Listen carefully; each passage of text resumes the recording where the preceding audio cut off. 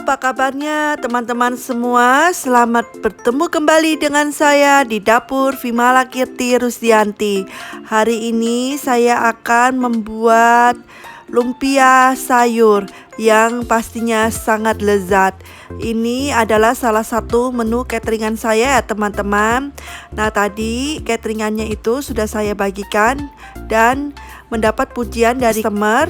Katanya lumpia buatan saya enak banget. Nah, saya akan share dengan teman-teman di sini ya. Tapi jangan lupa subscribe, like, share, dan komen ya teman-teman. Karena dengan kalian subscribe, kalian tidak akan pernah ketinggalan resep-resep terbaru dari saya. Dan akan menambah semangat saya untuk tetap terus masak dan berbagi dengan teman-teman semua. Oke, kita lanjut saja ya ke bagaimana cara pembuatannya dan bahan-bahan apa saja yang dibutuhkan.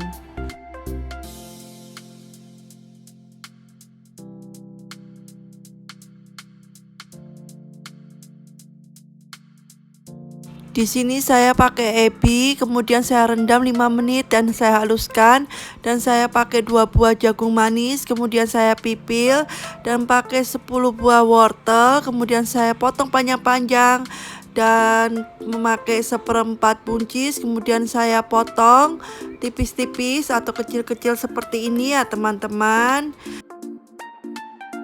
Dan kemudian saya juga pakai sekitar setengah kilo daun kol. Kemudian saya rajang tipis-tipis seperti ini. Dan saya pakai 5 lembar daun bawang. Kemudian saya potong tipis-tipis juga seperti ini. Di sini saya pakai 10 siung bawang putih. Udah saya kupas dan cuci bersih. Kemudian saya cincang ya teman-teman. Tuang minyak secukupnya dan tunggu sampai panas. Ketika minyaknya sudah panas, masukkan bawang putih cincangnya. Kemudian saya akan tumis sampai bawang putihnya itu harum dan warnanya agak kekuningan. Dengan menggunakan api sedang saja ya teman-teman, tidak perlu besar-besar.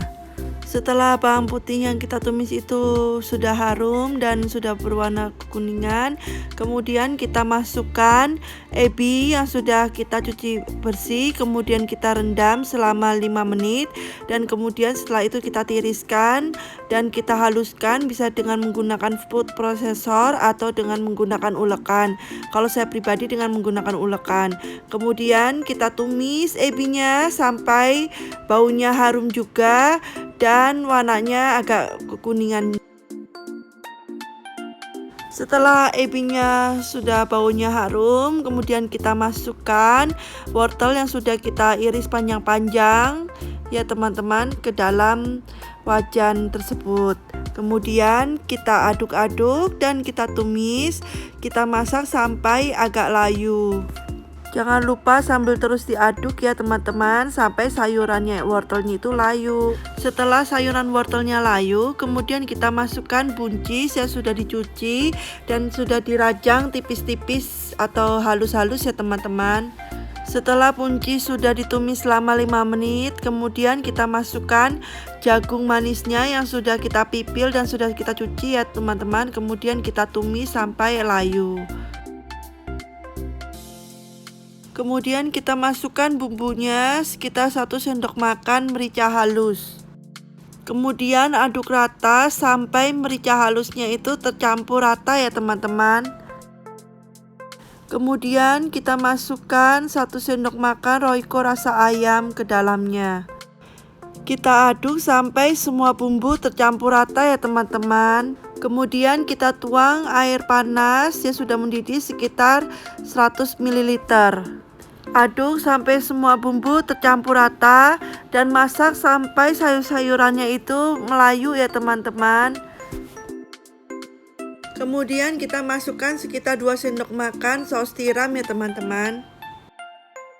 Aduk sampai semua bumbu tercampur rata dan sayur-sayurannya itu melayu. Jadi sambil menunggu sayurannya masak, nah kita harus sering-sering mengaduk ya teman-teman. Kemudian kita masukkan 2 sendok teh garam halus ke dalam wajan. Aduk sampai semuanya tercampur rata ya teman-teman.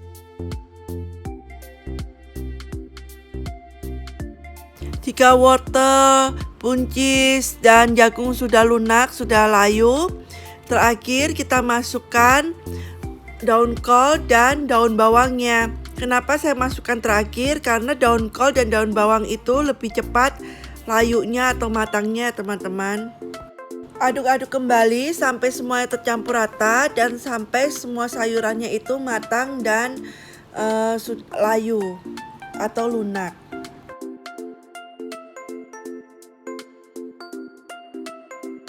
Terakhir saya kasih 1 sendok makan gula pasir ya teman-teman.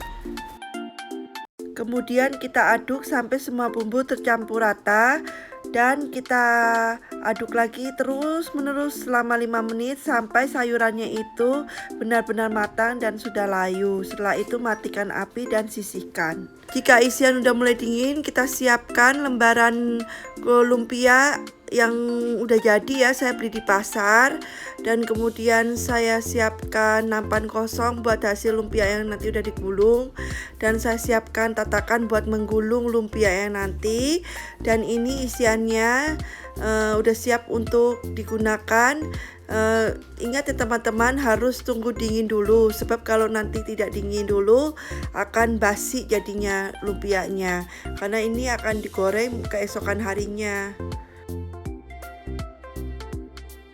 Oke, cara menggulungnya pertama-tama adalah kita siapkan dulu kulit lumpianya, karena ini tipis kulitnya, jadi saya doublein ya teman-teman.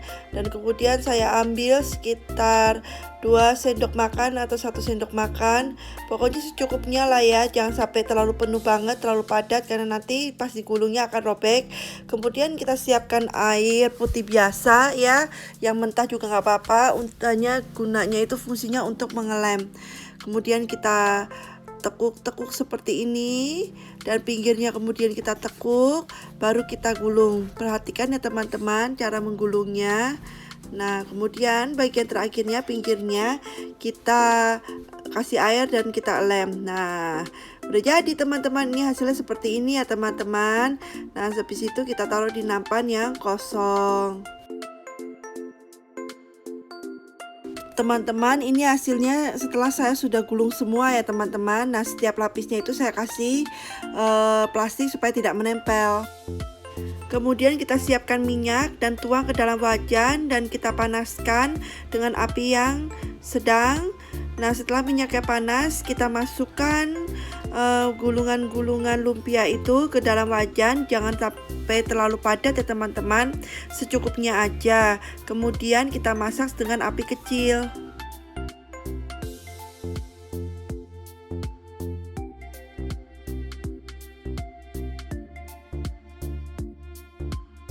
Setelah lumpianya sudah berada di dalam penggorengan, nah kemudian jangan lupa sering membolak-balik. Karena apa? Karena supaya matangnya itu merata di setiap sisinya. Nah, kita goreng sampai semuanya berwarna kuning kecoklatan ya teman-teman.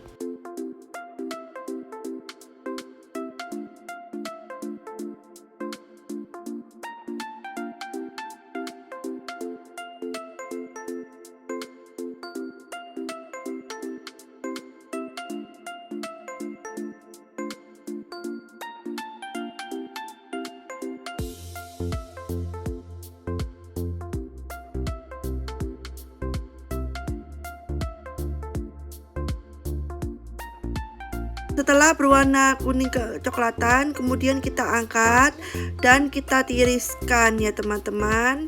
Kemudian saya akan goreng semuanya sampai habis. Tada, ini hasilnya teman-teman, lumpianya sudah tergoreng semua dan nanti akan saya pak ke dalam dus-dus karena ini udah orderan dari konsumen saya semua. Nah teman-teman bisa cobain resepnya ini buat ide dagang usaha mungkin atau buat keluarga tercinta di rumah. Tapi sebelumnya jangan lupa subscribe ya teman-teman, karena dengan teman-teman subscribe, teman-teman tidak akan pernah ketinggalan resep-resep terbagus dari saya. Oke teman-teman, sampai jumpa kembali. See you.